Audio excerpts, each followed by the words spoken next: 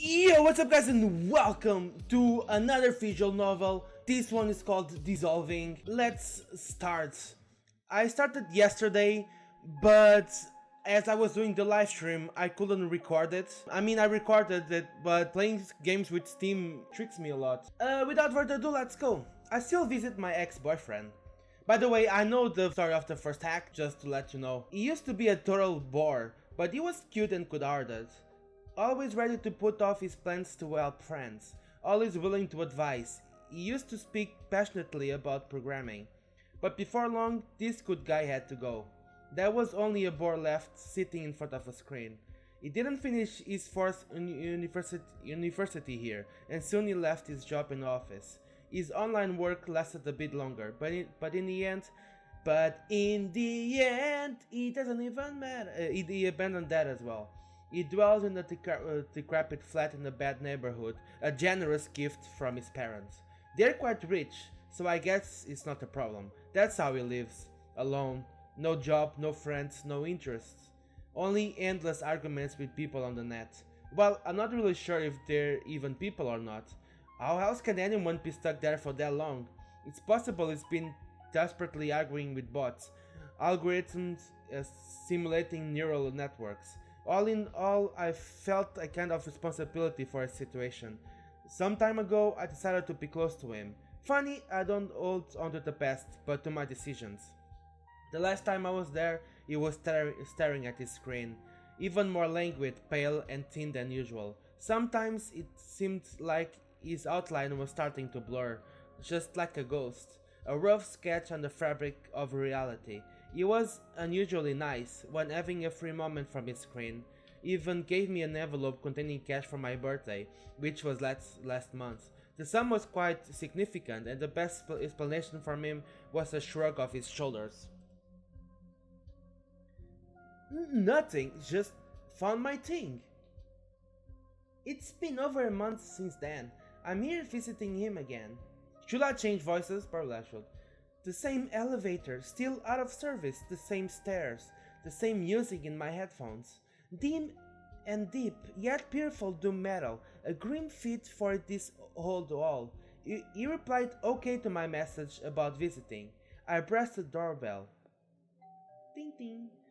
It takes some strength, like the bell hasn't been used for some time. Nothing. Is not home? Weird. I can't imagine him being outside. What? Was that him? Again? I'm coming over in 2 hours, okay? Yeah, come in. The door's open. Wait in the living room. Busy ATM. What? He didn't forget how to walk, did he? That was a certain SP episode. Certainly, suddenly I'm not keen to come inside. I pulled the handle. The door opens, heavily and creaking. The hall isn't lit. The doors to the living room and kitchen are open. I can see in the dark that his bedroom door, wooden, with no glass parts, is shut tight. I hit the switch. I was afraid the power had been cut, but the light comes on, revealing the floor covered in dust balls. Silly me. He lives online, of course he pays for the electricity. I take off my shoes and enter the living room. Silence. There's no light coming from under his bedroom door. Instinctively, I reach for the switch and hit it. Yay, light! The fixture flickers as the lights come on. It seems I still remember why things are here. The dust is more noticeable under the light. I'm glad it doesn't have any plants. They would have withered a long time ago. Wait, I don't recall this lock on the door. It's easily seen under this light. Looks like the newest thing in here. I couldn't have entered even if I wanted to. Somehow, I'm not too crazy about this. Huh? Sorry, not going outside. Let's talk like this. Great. Just great. I saw a situation like this in the movie. It didn't end well. Fine, I'll reply. Why aren't you coming out? You won't like how I look. Don't wanna frighten you. Really? Because you already failed. What's wrong? Is there something I shouldn't see? I haven't showered or had a haircut for some time. My lifestyle's had an impact on my body. Flesh is weak, XD. I can't decide if I want to run or argue.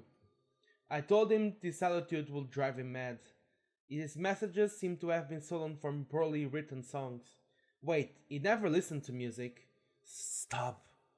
Why don't you want to talk normally? Can't you move your tongue? Like bastards?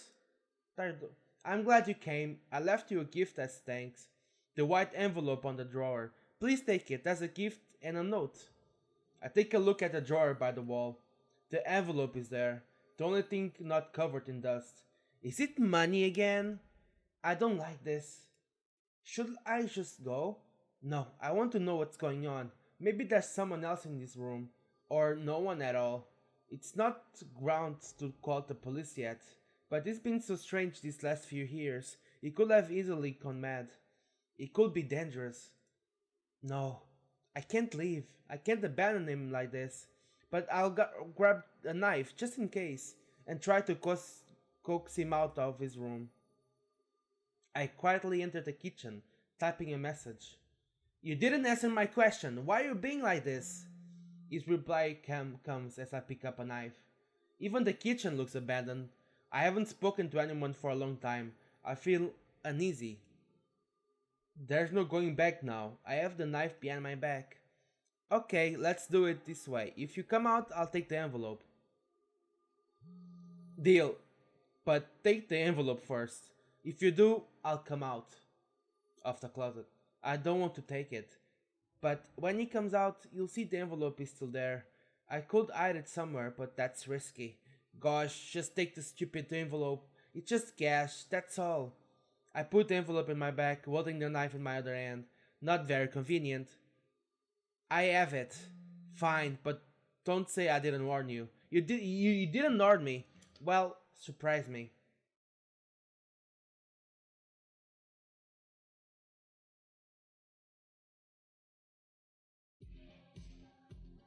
I step back. The knife falls out of my hand. I hear a mechanical voice. I told you wouldn't like it. I start to back away.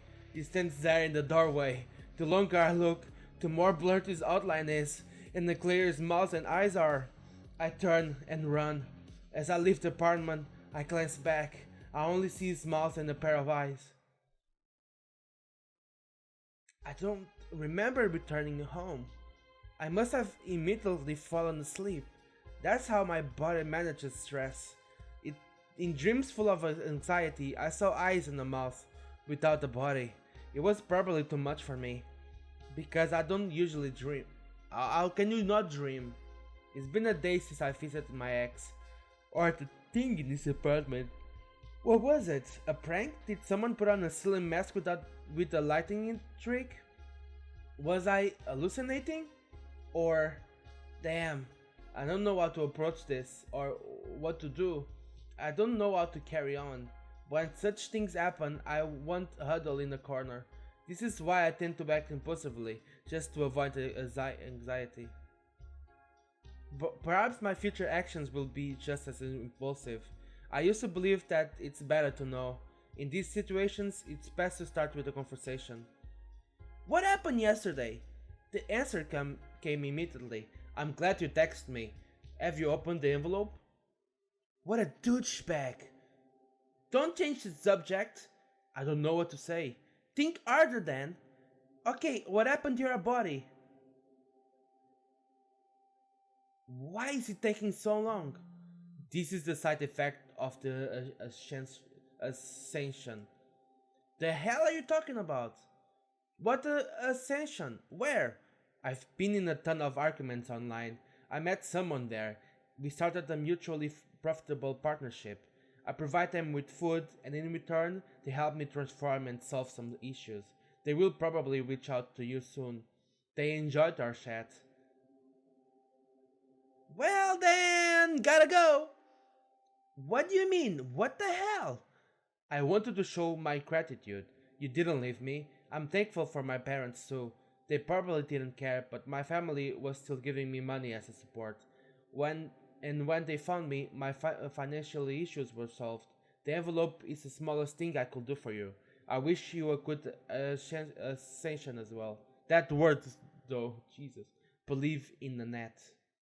What the fudge? You're not leaving, are you? There was no reply. I'm talking to you.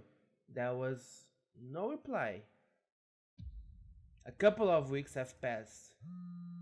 Hello? What? How? I see.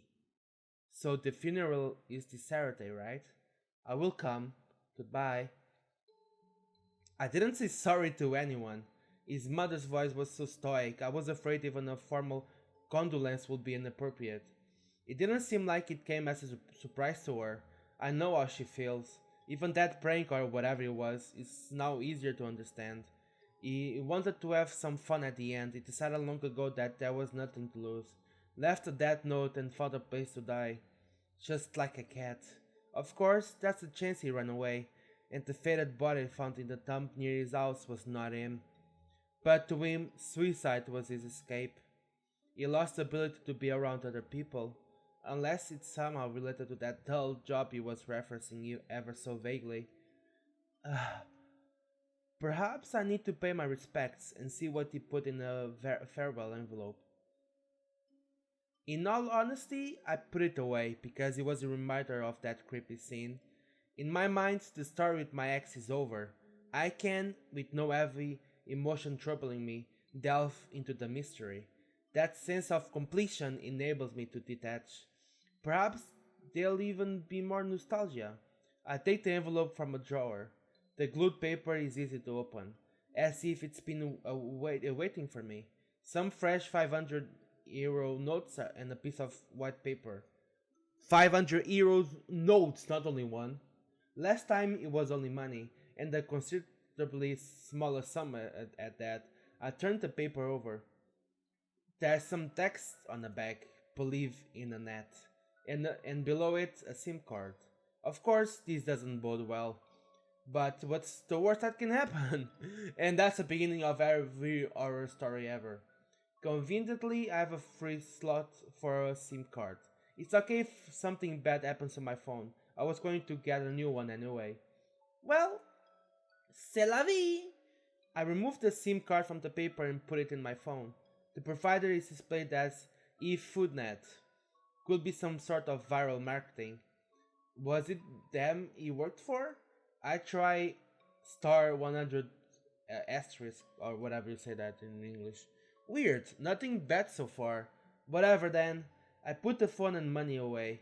I go on my PC to scroll through my Twitter feed and find materials to forward. Well, mostly to check Twitter.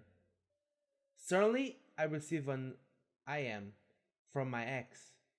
Glad you opened the envelope with the SIM card. The process will be much quicker. What? That's not funny. The SIM card must have triggered this final prank. A message from a dead ex-boyfriend. A sick joke. This will make for a great tweet, although I usually avoid writing about my personal life. Nevertheless, the Twitter page gets completely blurred. The world needs to see this masterpiece. Just got a message from a dead ex-boyfriend, a sick joke. I wasn't wrong, the tweet soon went viral, but I forgot what kind of people reply to tweets. At empty body, that joke is stolen. At believe, XDDDD, come and see, such an attention whore. At eyes in the dark, pics or it didn't happen. At in the, what, another gay girl not impressing anyone, my dear, try harder. At mouth full of dark, you're so effing dumb, you must be a femme. Nice stories about a dead ex. At net, we live in a society.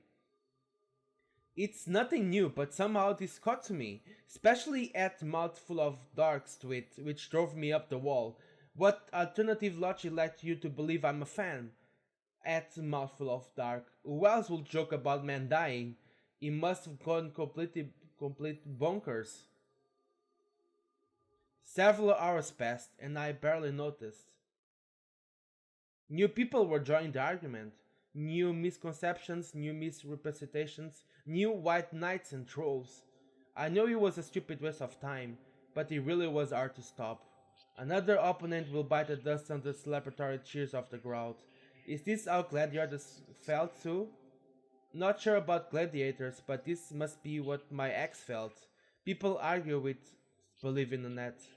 We are not evil. People argue with strangers to get the slightest semblance of feeling. Writing terrible insults to get the smallest reaction. A validation of their achievements. I don't like the idea of becoming that. On the other hand, you only need to take it in moderation. Online communication, whatever anyone says, can help you offline. You can learn good lessons, and it's also interesting to compare people online and in real life. In this world, we only exist on the net. The net as its own essence, I would say. I did the first chapter before I screw up the footage, and I got a achievement for not clicking on the monitor. So I don't know if something happens if I click on the monitor.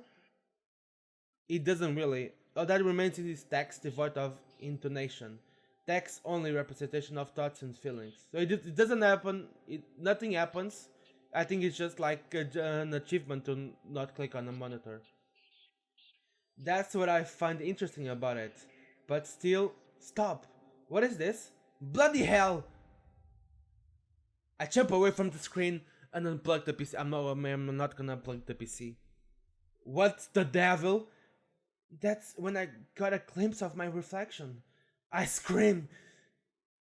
Ah! I run to the phone and take out the SIM. I throw it on the floor and crush it. I put the remnants with some paper in a cup and set it on fire. It smells terrible, but I don't care. There are only ashes left. I throw them in the trash duct. I get rid of my PC along with all its data. I'll start collecting work material from scratch on a new PC. I wanted to throw the money away, but I'd rather donate it to the church. The next day my reflection was back to normal. A day completely offline.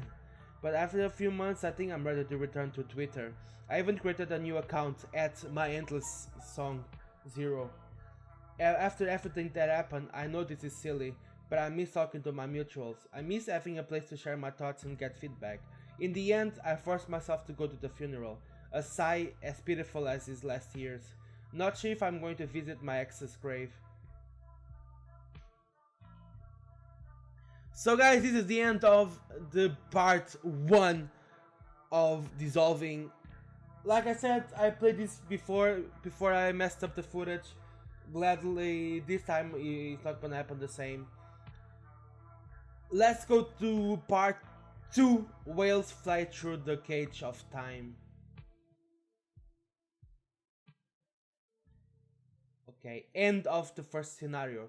So let's go to the second scenario.